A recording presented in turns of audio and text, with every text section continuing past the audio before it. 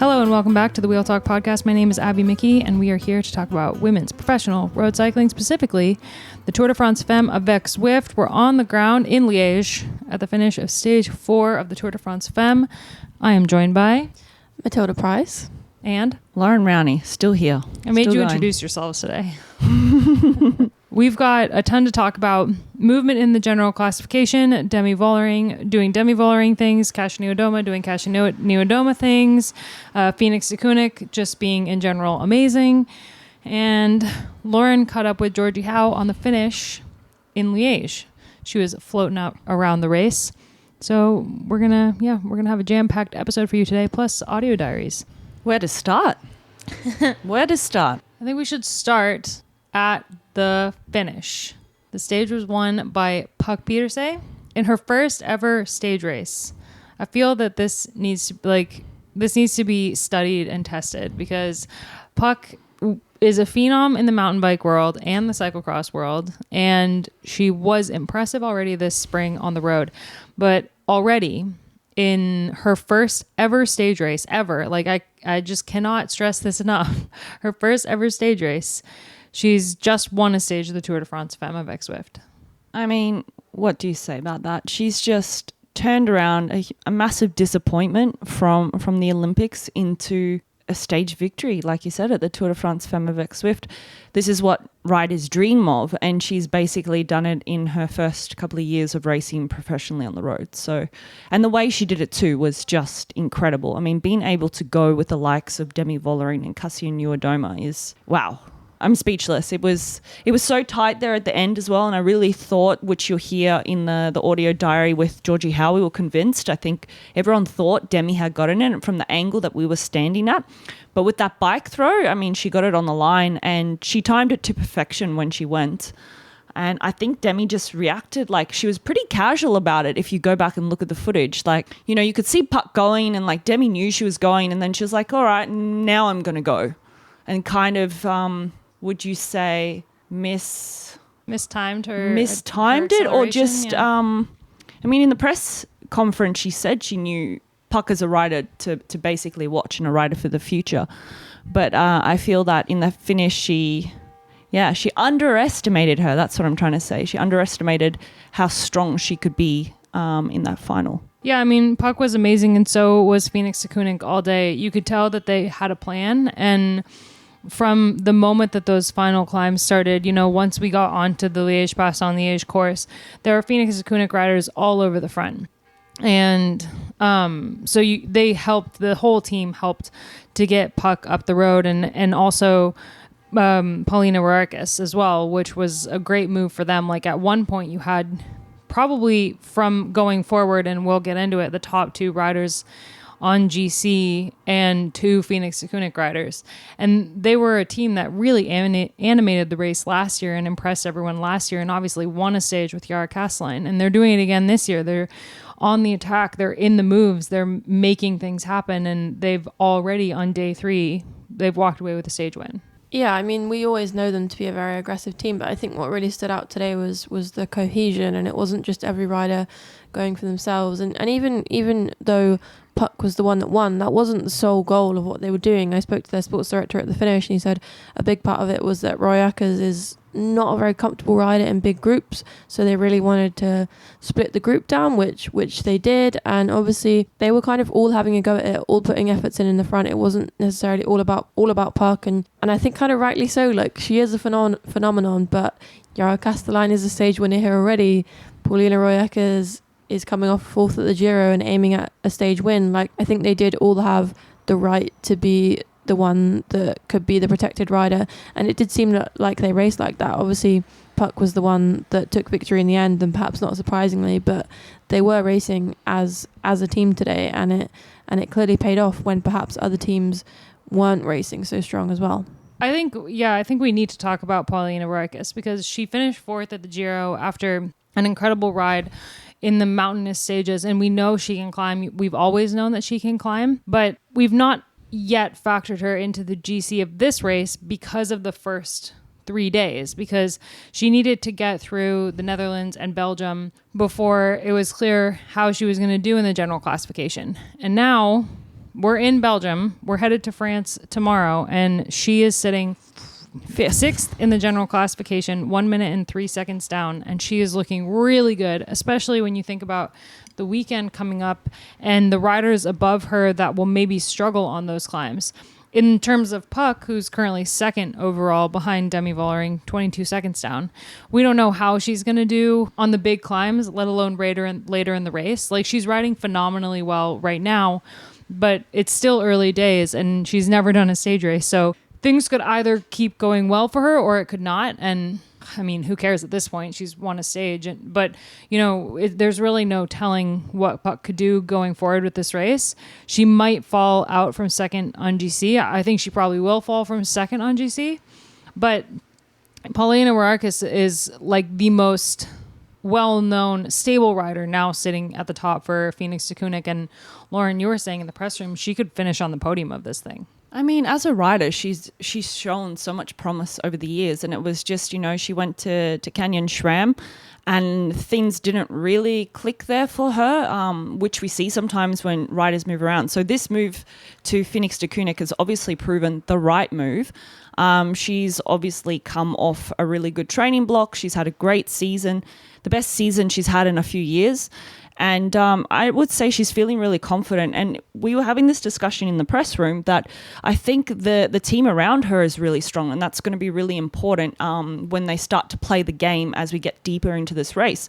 And I would argue they're one of the stronger teams in terms of climbing capabilities. And I really feel that as we get further in the race and it's going to get harder, that Demi will be isolated. We did talk about this, but I really feel that she's going to get isolated as we get into the real hills. Yeah, I think when we heard about that move for Roarkis to Phoenix for this year, probably the biggest question mark over that was like, you know, she would finally have the chance to be a leader, but was there the climbing support and would you be able to put that together for a GC? But I mean, they're clearly proving that here. And I think although we do look at Phoenix as quite a classics team because of their roots in cyclocross, they have been slowly building a really strong climbing contingent with Yara Castellijn and Julie de Wilde, and they have built all of those riders' seasons around this race essentially, and it's really paying off. And yeah, I don't know if on paper we would have thought of them as one of the strongest teams before the race, but it doesn't matter what you look like on paper and on the start list in the end. Like when you actually are out on the road, that's what counts. And they were all there, and I'm sure there was also a lot of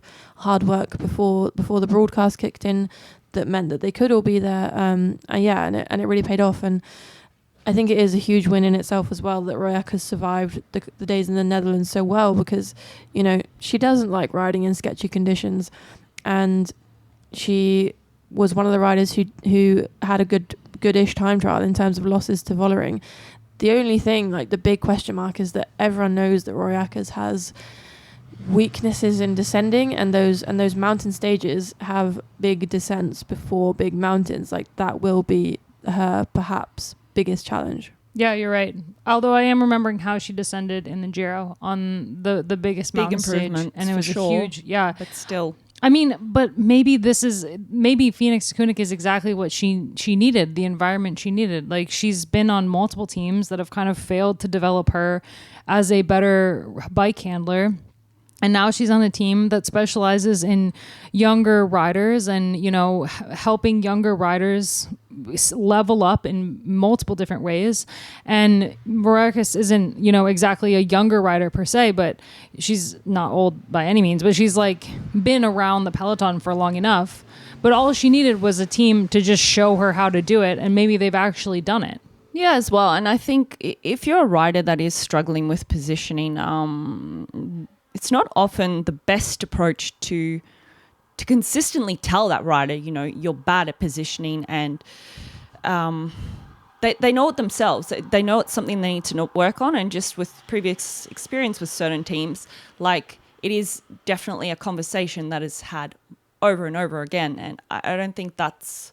Yeah, it depends who the rider is. Exactly. Necessary solution for some people. So she's clearly made some leaps and bounds, and maybe she just feels comfortable in that team too. And quite often when that's the case, you see riders just starting to shine in different ways. And, I think that the self-belief is a huge part about it. And she's obviously carrying a bit of belief. And, big, massive kudos to her, because she's like you said, she's only lost a minute over these past really difficult stages in the Netherlands, a really short, sharp TT that normally she doesn't do that well in.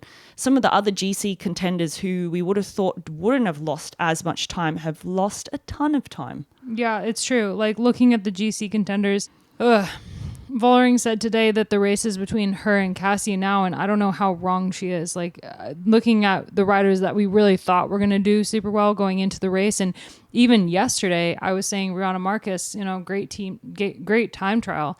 She lost a bunch of time today. She didn't have a good day. She was one of the first GC riders to pop out the back, but she definitely didn't lose as much time as some of the other GC riders.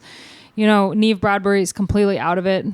She's over 4 minutes down on GC now. I thought that maybe the train crossing was going to save her race because she had crashed and her and Chloe Daggett were chasing.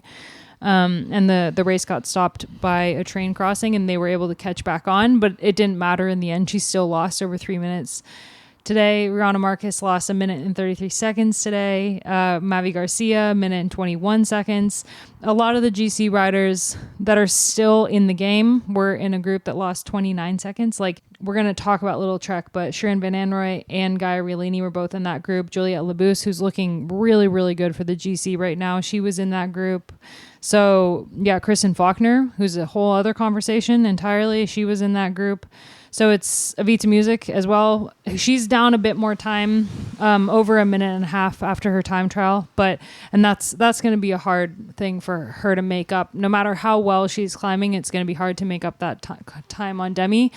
And Cecilia Triple-Ludwig unfortunately went down today. So the GC riders that we really thought were going to feature later on are kind of slowly dwindling, and it's only the 4th stage. But yeah, I think one of the bigger takeaways is Demi's Demi. Whatever question we had about if there was any question about Demi going into this, the time trial answered them, and this stage just doubled down on that. And she's riding incredibly well. She may have lost the sprint, but she was thrilled to have lost the sprint to Puck. It was really, really cool to see how supportive she was of Puck, both at the finish and in the press conference. She had nothing good but good things to say about Puck, and she was totally fine losing to her on the day. And I think she was just happy to have gained a bit more time in the GC. And if she's looking at Kasia as her biggest threat, then I don't think she's too nervous, because we just don't know how Kasia's going to go on the big climbs, especially Alpe d'Huez.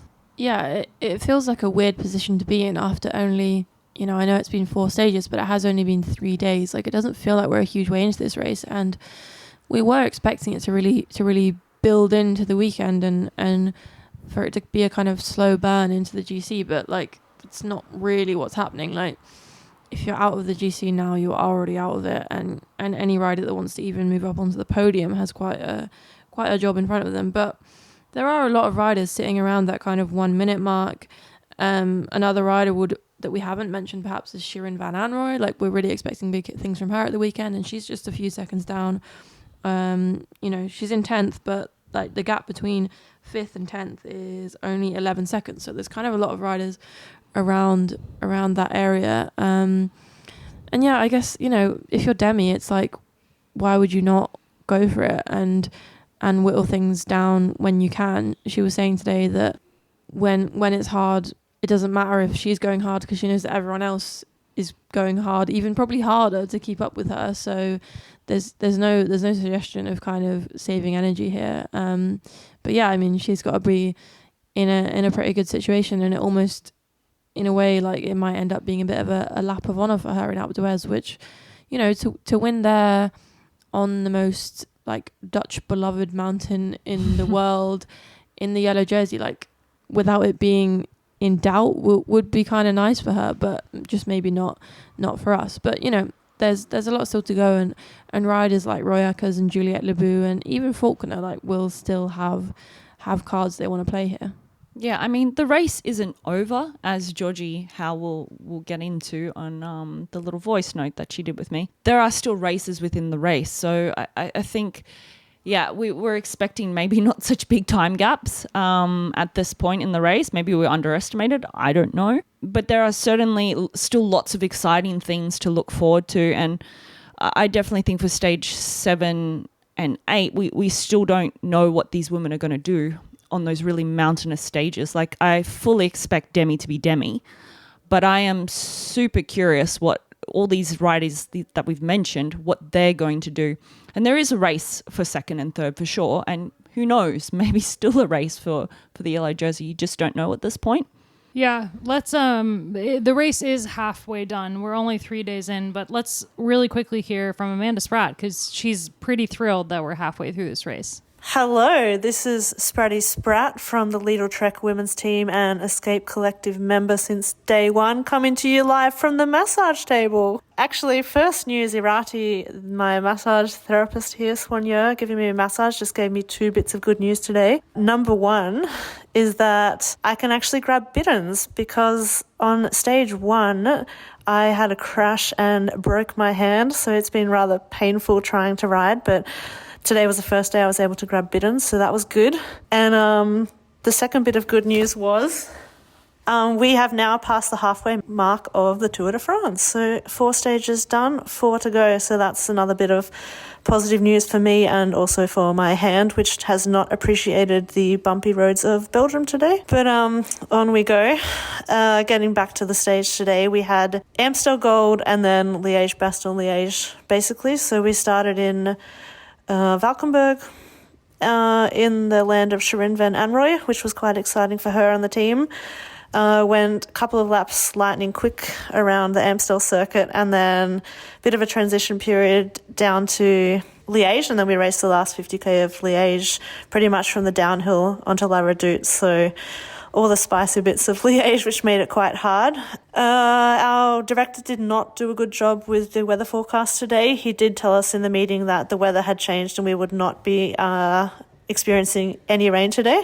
So he did not get kudos today, as we basically raced in pouring rain from kilometre 10.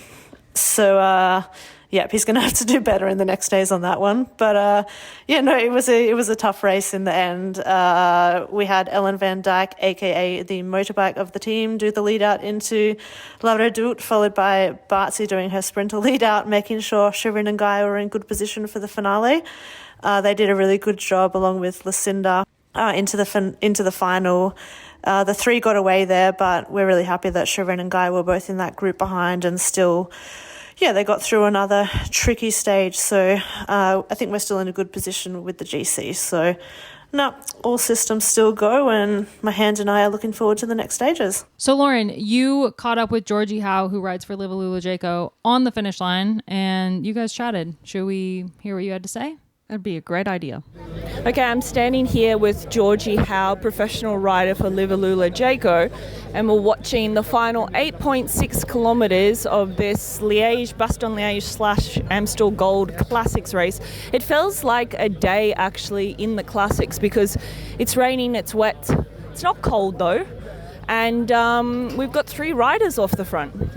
Yeah, I think this is definitely a classic style day, and it's what is different to the classics is they've had 3 very intense stages of racing in their legs already, and very dry and hot conditions in the north of the Netherlands. So legs will be tired today, and no doubt they felt those first hills in today's stage. But looking at this finish now, we've got Demi in a very strong group off the front.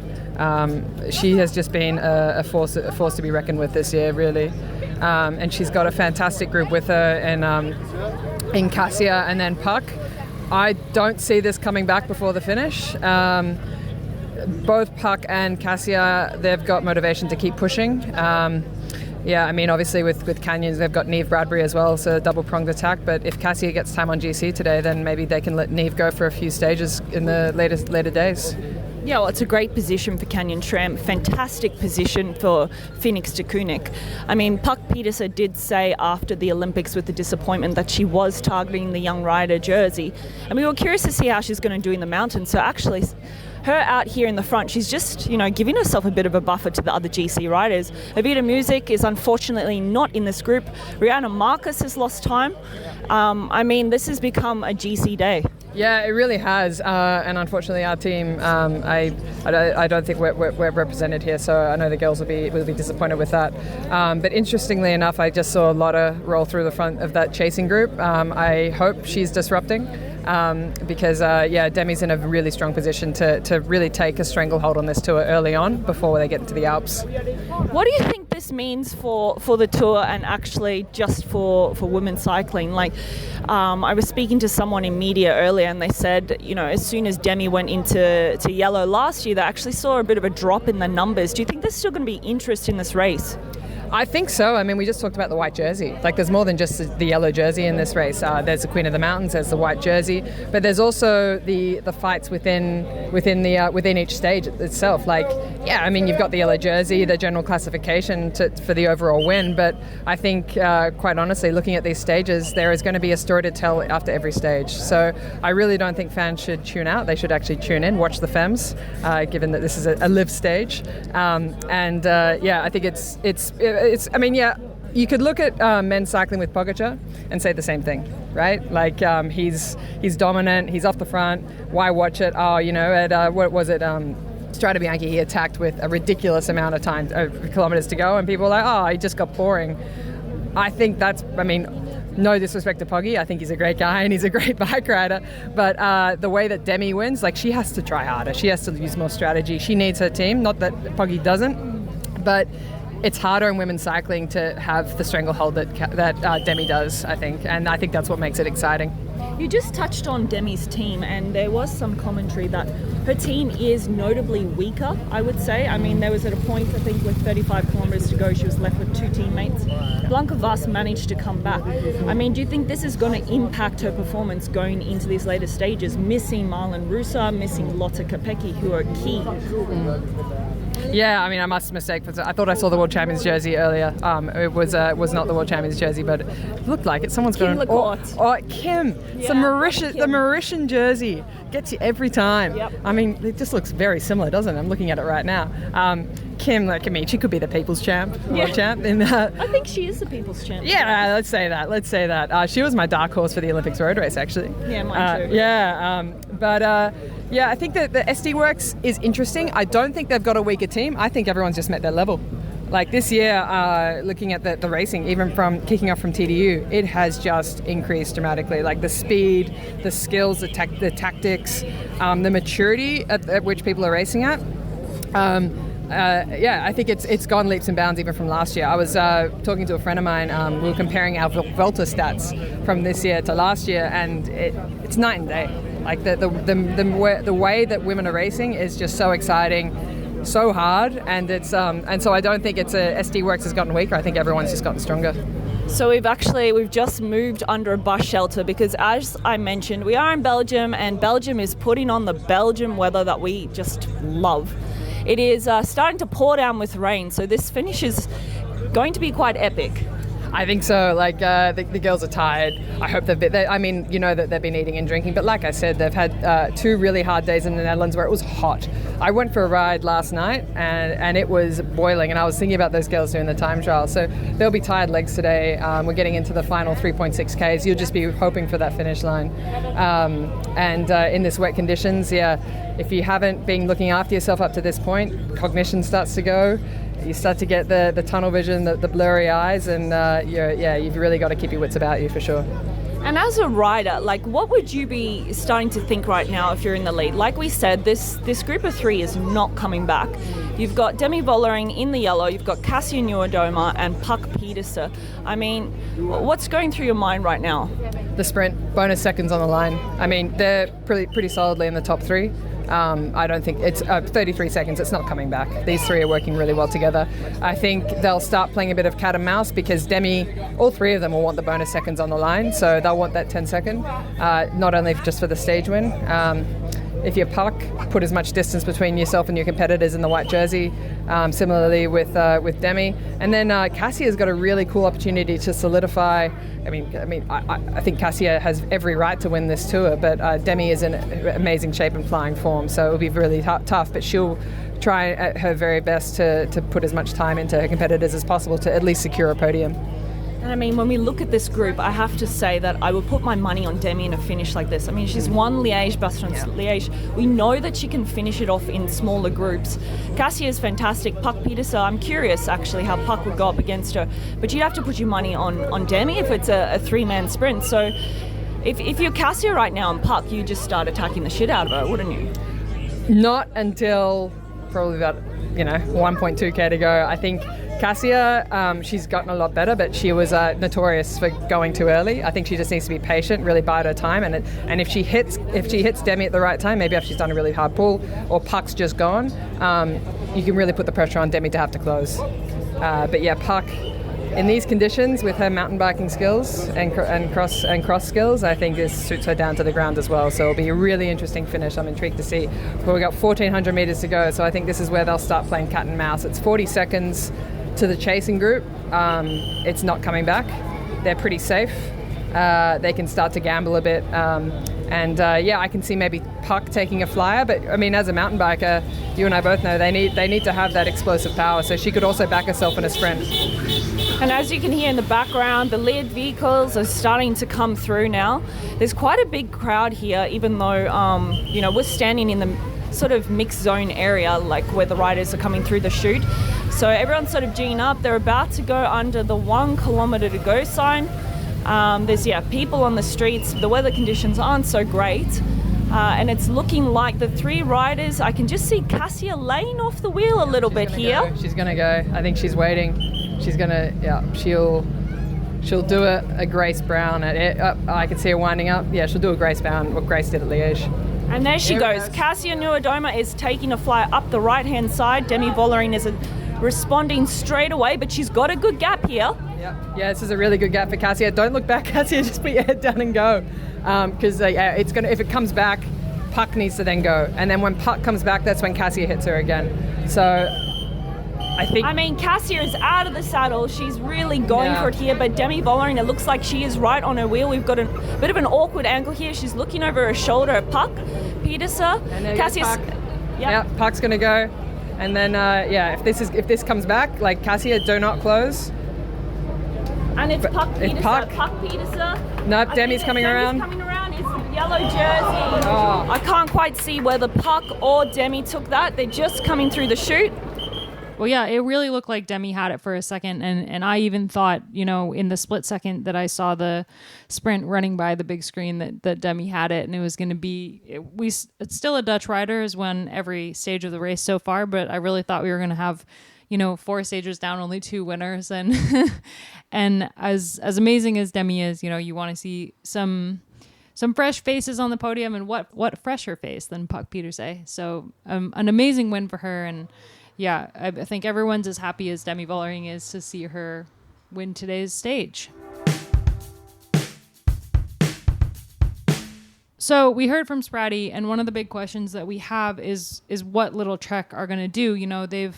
They've just won the Giro and unfortunately had to come to the Tour without the Giro winner. But they said after Lisa Longoborghini was out of the race that she wasn't their A plan anyway. They were going to be riding for Gaia. But unfortunately, Gaia had a rough start to the race. She was docked 20 seconds for drafting. She is sitting 1:44 down in the general classification, which is a lot after 3 days of racing. And when you have a climber as good as Demi leading that competition, their best rider on GC right now is Shirin Van Anrooy, sitting 1:07 down. And she's a rider who we really don't know how she's going to go in the high mountains. Like, she won Tour de l'Avenir last year, which is an accomplishment, but it's a brand new race, so it doesn't have as much weight to it as like on the men's side, for example, and doesn't have as big a climbs as that race and this race. So we don't really know how she's going to do, but she's a rider she ticks every single box when it comes to a rider that could be a phenomenal GC rider, a phenomenal all-around rider. But she's still so young and she still has a lot of experience to gain. So if you're looking at Lidl-Trek and how their 2 top riders are positioned at the moment, like, what do you do? It's a super tough one. And in some ways, it's like, I think we thought they were on the back foot coming into this race without Elisa, but actually they're in a fairly good position. Like, they have 2 riders within 2 minutes, which is not terribly bad. And I think they are lacking a little bit of strength in the support, like, because they have, you know, Lizzie drafted in last minute and missing Elisa. Really, what would be great would be if Shirin and Gaia were in like super domestique roles here, and I think it is hard for them to be in the leadership role. But I think Shirin is a real good shot for them. I think if I was them, I would be putting like eggs in that basket, because Gaia is just, you know, she struggles with the chaos, and it's only going to get more chaotic tomorrow on Friday. So I think, you know, Shirin is a bit more of an all-round rider. Today, I do think like they should have been in that winning move. And when you're Lidl-Trek with the budget they have, with the riders they have, with the stature they have in the peloton, you shouldn't be missing a move that has Phoenix to Koenig riders in it. Not to understate them, but if we're talking about big teams, it should be SD Works, Canyon SRAM, Lidl-Trek, and they just weren't there. They had a bit of a, I felt, kind of up and down day, sometimes in the front in control and sometimes a little bit more chaotic. Gaia Raylini was off and off the back, chasing back on, like seeming a little bit distressed. Like they just weren't quite on it, and that's what they kind of need to get down the next couple of days. And I think the way to do that would to almost be just really clear in who their leader is, so everyone knows who they're working for, and not split ambitions. I mean, from this point on, yeah, good points by Tilda that they're still in the race. We can't just discount everyone now and say it's game over, because there are definitely still podium positions. There are jerseys to be won. 2 young riders that could potentially still walk away with that young rider's jersey. And I would say stage hunting at this point. I mean, there's nothing to lose. And they still have a really strong team. So I would say that tomorrow and Friday for sure could be opportunities. So Phoenix Koenig had an amazing day, but the other team that was really on the attack today was AG Insurance-Soudal. And they've got a rider still up there in GC, and Kim Lacourt, who you and Georgie spoke about, and, you know, had won the final stage of the Giro, is having a phenomenal year. But we have an audio diary from Sarah Gigante. So friend of the podcast, Sarah Gigante. So let's hear from Sarah. Hi, Abby and everyone at Escape Collective. Today we had stage 4 of the Tour de France Femme. Another day with amazing crowds. We started in the Netherlands again, but I was very happy that we'd left behind the flatter roads of the Netherlands and we were instead in Valkenburg. So started out with the end of the Amstel Gold Race with the Kouwberg, Bemelerberg, another berg that I don't know the name of. And I was very glad that I got called up last minute to Amstel in April, so at least I knew how the circuit worked. And it was actually a pretty fast start despite the circuit being so early in the race. So yeah, on from the go. I think quite a few people wanted to get in the early breakaway today, but the bigger teams weren't letting much go. But yeah, the crowds were incredible even at the start. Certainly hilly. After we finished the Amstel Gold loop, we did 1.5 laps. And then it was on to the last 40 kilometres of Liège. So, yeah, we pretty much went straight down there. And after 80 kilometres, turned right, and we were, back in familiar territory again. Up till that point, it was still, pretty hard. It was raining as well, which made it a little bit hectic. The whole bunch has been a bit twitchy, all 3 road races so far, and it was still like that today, especially in the rain. So I think mostly everyone stayed upright, but a few nervous moments, especially on some of the technical descents in the wet.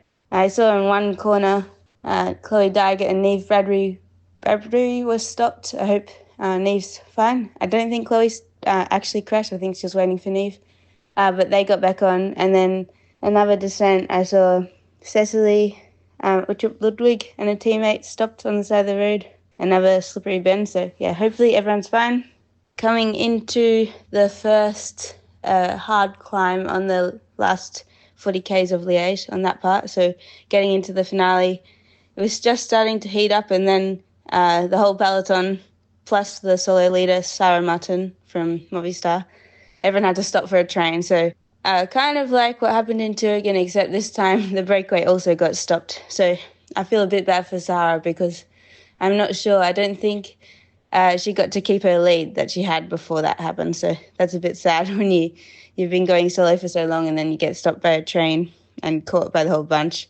And yeah, it was not just the people in the bunch that caught her, but then a few stragglers who had been dropped or crashed also got back on. So from then on, it was only a few minutes stopped, but yeah, it was like a full peloton sprint into that hard hill.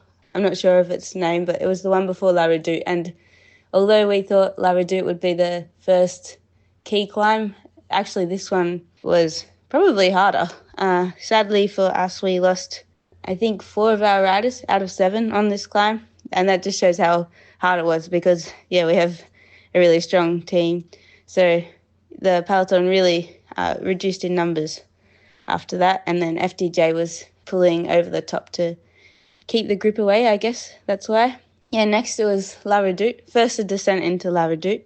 But, yeah, another wet and twisty. But, yeah, La Redoute, I really enjoyed it this time. I did not enjoy it in Liège because I think at that point I'd been solo for like 80 kilometres and then in a breakaway for, I can't remember now, but another 30. And then I had to get to Liège, to La Redoute and have Grace Brown attack. And that absolutely killed. And I had never done it before that day. So I just remember thinking, okay, it's manageable. I can keep up on the bottom half. And then I like turned a corner and I just saw a wall in front of me and I was like, oh my gosh. So at least this time I knew what was coming. Yeah, I don't think the group went full gas up there. So yeah, it was quite nice. I moved up some places and got to soak in the crowds a little bit. Although I say that, but I still got to 187 BPM. I think it was on that climb I got to 187. And I'd say normally in training, even when I'm trying full gas, sometimes I might get to like 174. So that shows what a bit of adrenaline and a lot of pain can do. After La Redoute, another little technical descent, and then the next official climb was Côte de Forges. I've got a Belgian teammate next to me who's been teaching me how to say all the climbs properly. And we have Justine going for the polka dot jersey in our team, and she'd already got a couple points by then, but this was a really good climb for her. I tried to lead her out, half attack and then lead out, and she attacked over the top and got all the points as well as managing to go solo after that. And she stayed away across the top, down the descent into Rochefoucauld, which was the last official climb. And she nearly made it to the midpoint of that climb, which is where the points were on offer. So a really great ride by Justine. She actually got most aggressive rider today because of that. So well done, Justine. And after that, sadly for me, I was at the back on that wet descent, and yeah, I just didn't see the front again. The group, by the time we got to the bottom, I was still with people, but the group had splintered into quite a few different groups by then. So yeah, I didn't see the front. And a quick word, Julie, my roommate. I have 30 seconds left. So Julie, what was the highlight of today? For me, it was my mom and my brother and a friend of me alongside the course on Rochefoucauld. I could do a high five because I was dropped already, and that made my day. Ah, that's awesome. So there's always a positive to getting dropped. Thanks for listening. All right. Well, tomorrow, potentially a bit of an easier day for the women. Maybe a sprint stage, possibly the last sprint stage of the day. But you also never know. This could be one where Lorena's pretty pissed off at this point. It seems like, she would really want to win this stage, but she would need to pull some things together.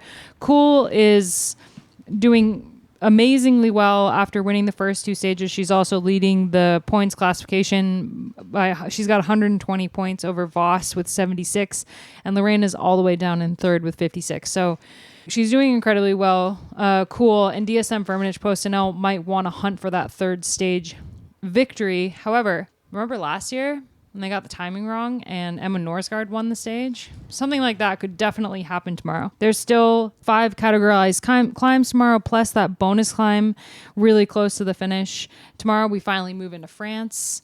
I was just going to say, if you're SD Works Pro Time and you're hunting that sprint victory, and Demi has said in the press conference today that she doesn't mind making it a really hard race from here on out, do do you just go for it and try and shell Charlotte cool, or like take something out of her legs to give Demi that opportunity? I mean, it would work in favour for Voss as well, a harder day. But I don't know. I want to gauge your feelings. Do you feel like Lorena is maybe cracked a bit here? Because if you watch back the sprint that they did there today for the sprint points, I mean, Cool got over her quite easily. And the mindset of Lorena right now, I mean, she's used to winning everything and, you know, not consistently running second place. Yeah, it's true. I mean, I think like the first stage would have been really, really hard for her with the mechanical situation, and then to come second after that, and then maybe, you know, the final breaking point is not even being able to take an intermediate sprint. And I think, you know, she's still a phenomenal rider. She can still turn it around. She can still win the stage tomorrow. But that the confidence has taken multiple hits at this point. And we also know that SC Works will play the game. And, you know, Demi wants to have a hard day, but SC Works might not want to. They've got 3 really hard stages at the end of this week that they're going to have to control the peloton. So they might not want to make tomorrow the hardest stage that they possibly can. There are other teams in the peloton that probably would love to try something tomorrow. I'm sure we'll see a breakaway go tomorrow. There wasn't, you know, much in the way of a strong breakaway today, but tomorrow's a day where I could absolutely see like Movistar getting up the road, AG Insurance, Phoenix. Like there are tons of teams that want to get up the road tomorrow, I'm sure. And so it's kind of a stage where it's like, yeah, it could easily be a break. And I think the bonus climbs and the bonus climb and the climbs at the end mean that it would be a harder stage for Cool and would favor Wiebes a little bit more. But you're right. I think she does look like she's a bit off her game at the moment. Yeah, I think I'm all in for the breakaway tomorrow, to be honest. Like, I think that there's so many teams and riders who have essentially nothing to show from the first half of this race.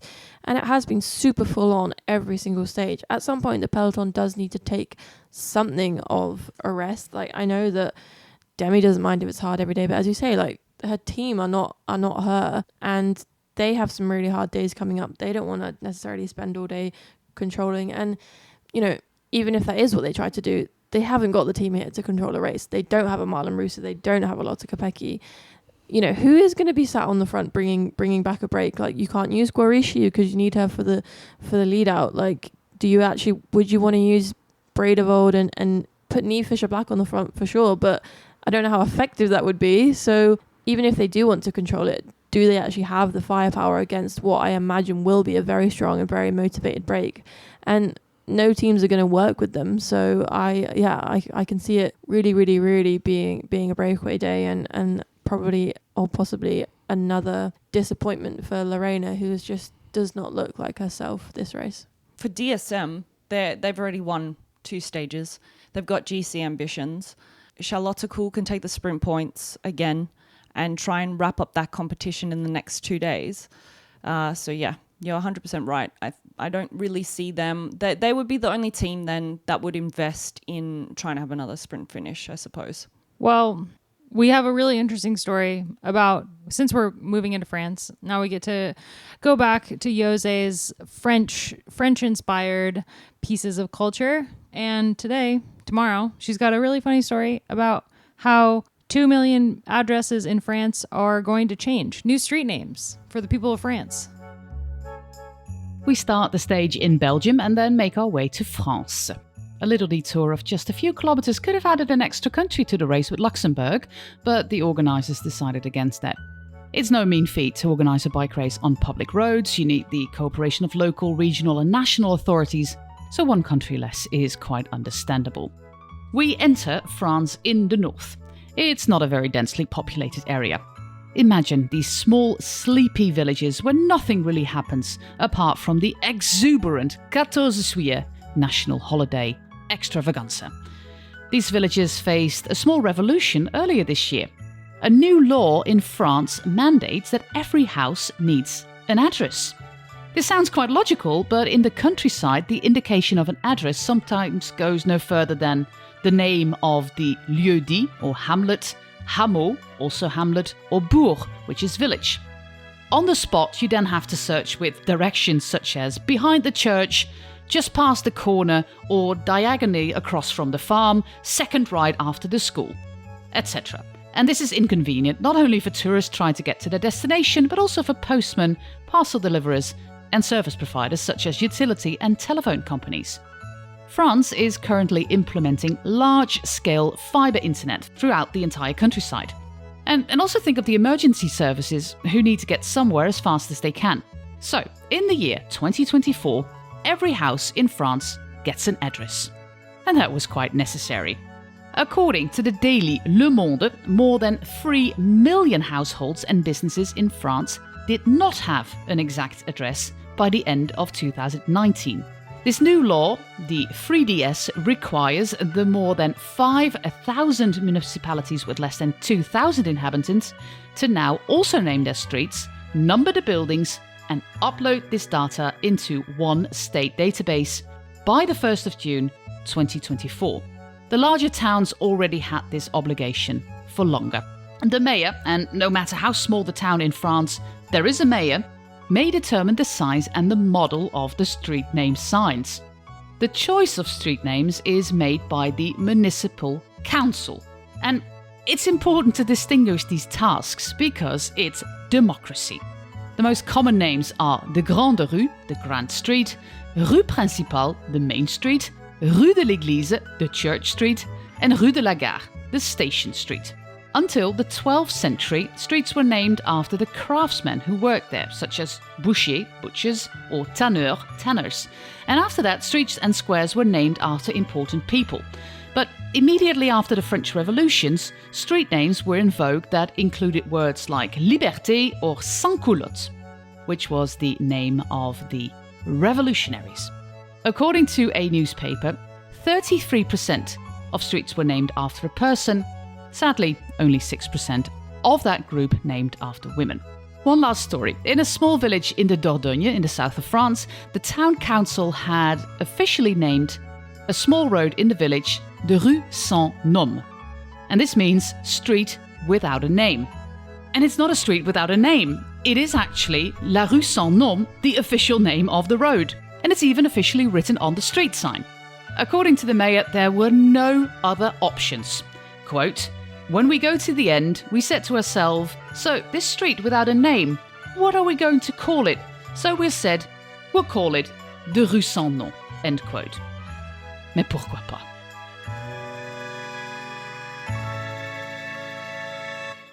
All right, we're going to wrap up this episode and we'll be back tomorrow.